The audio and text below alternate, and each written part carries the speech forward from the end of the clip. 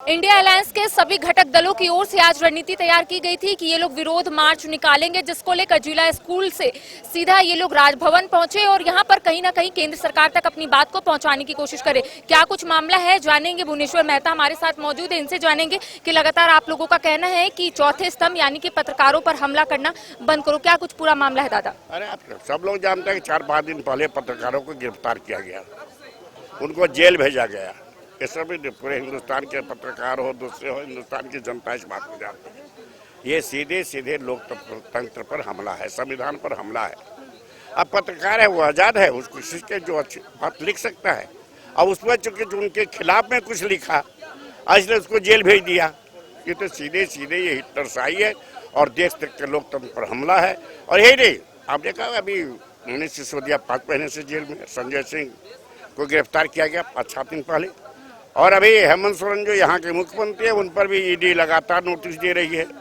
अभी तो हाईकोर्ट में पेंडिंग है, 11 तारीख को सुनवाई होने वाला है। क्या होता है मुझे नहीं मालूम, अब न्यायालय का जो अपना होगा। लेकिन ये जो हो रहा है केंद्र सरकार के द्वारा, इसलिए कि फिर 2024 में नरेंद्र मोदी फिर आ जाए, उनके विरोध करने वाले कोई नहीं रहे और हिटलरशाही ये चलता रहे, इसीलिए ये ऐसा कर रहे हैं। हम लोग तमाम लोग, इंडिया गठबंधन के लोग इसका विरोध करते हैं और इसी विरोध का ये स्वरूप आज हम लोग राज्यपाल को ज्ञापन सौंपेंगे जो देश के राष्ट्रपति के नाम पर है। और साथ ही साथ इस आंदोलन को तब तक चलाएंगे जब तक देश की संविधान और देश के लोकतंत्र मजबूत, उस पर कोई हमला नहीं कर सके, तब तक आंदोलन चलता है। आपका कहना है कि ईडी की दबिश देखने को मिल रही है। खुद मुख्यमंत्री हेमंत सोरेन को 5वां समन ईडी की ओर से जारी किया गया, लेकिन भारतीय जनता पार्टी का कहना है कि अगर मुख्यमंत्री हेमंत सोरेन गलत नहीं है तो उन्हें ईडी कार्यालय जाना चाहिए था। बहुत लोग भ्रष्ट लोग चले गए हैं, जो चले जाते हैं भाजपा में वो गंगा से धो जाते हैं पाप से, और जो रहे उनके साथ, वो जो नहीं है उनके खिलाफ सब भ्रष्ट है।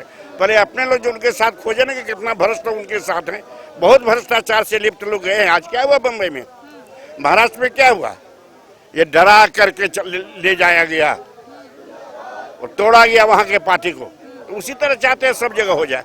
आज वो जब चला गया बीजेपी के साथ सरकार में हो गया तो लोग पवित्र हो गया, गंगा से धुल गया सारा पाप, और जो नहीं उनके साथ जा रहे हैं वो गड़बड़ है। इसका हम लोग विरोध करते हैं। तो देखिए, और तस्वीर हम आपको दिखाने की कोशिश करेंगे कि किस तरीके से इंडिया अलायंस के तमाम जो घटक दल है वो इस वक्त राजभवन के समक्ष एकत्रित हुए हैं और लगातार इनका कहना है कि चौथे स्तंभ यानी कि पत्रकारों पर हमला करना बंद करो। साथ ही साथ जिस तरीके से झारखंड में ईडी की दबिश देखने को मिल रही है उसको लेकर भी इनका कहना है कि यहाँ पर मुख्यमंत्री हेमंत सोरेन को डराया जा रहा है। भारतीय जनता पार्टी में क्या कोई ऐसे लोग नहीं है जो घोटाला किए हैं? तो इनका स्पष्ट रूप से कहना है कि भारतीय जनता पार्टी में ऐसे कोई भी लोग क्या नहीं है, लेकिन इसका स्पष्ट रूप से कहना है कि जिस तरीके से चौथे स्तंभ यानी कि पत्रकारों पर हमला लगातार किया जा रहा है, इसको लेकर हम लोग आने वाले समय में इसी तरीके से विरोध करते हुए नजर आएंगे। कई लोग हमारे साथ मौजूद, उनसे भी आम आदमी पार्टी से है। ये बताइए, जिस तरीके से आप लोग विरोध कर रहे हैं, लेकिन भारतीय जनता पार्टी इसको भी लेकर सवाल खड़े कर रही है। आप लोग ईडी सीबीआई को लेकर विरोध प्रदर्शन, पत्रकारों पर हमला को लेकर विरोध प्रदर्शन करें, लेकिन बीजेपी का कहना है कि मुख्यमंत्री हेमंत सोरेन को ईडी कार्यालय चले जाना चाहिए था। अच्छा, एक बात बताइए, आप कभी सुने हैं चिट भी मेरी पट भी मेरी? माननीय प्रधानमंत्री जी जो कार्य कर रहे हैं, पत्रकारिता पे जो हमला हो रहा है, हम लोग ये बात जानते हैं कि लोकतंत्र को बचाने के लिए, किसी भी देश को बचाने के लिए 4 स्तंभ होता है: कार्यपालिका, न्यायपालिका, विधायिका और पत्रकारिता।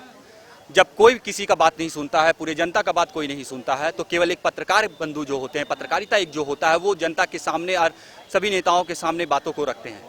अब आप एक चीज़ को देख के चलिए, चाहे वो अभिसार शर्मा हो, मीसा सिंह हो या अग्नेश जी हो, उनकी पत्रकारिता को आप अगर उलट के देखते हैं तो उनकी पत्रकारिता में एक ही चीज़ दिखती है। आज तक जितने भी प्रधानमंत्री हुए, उनके पत्रकारिता के शुरुआत दौर से उन्होंने सभी से सवाल पूछा है। सत्ता से सवाल पूछना पत्रकारिता का व्यक्तिगत नहीं, उनका धर्म होता है और वो धर्म वो निभा रहे थे।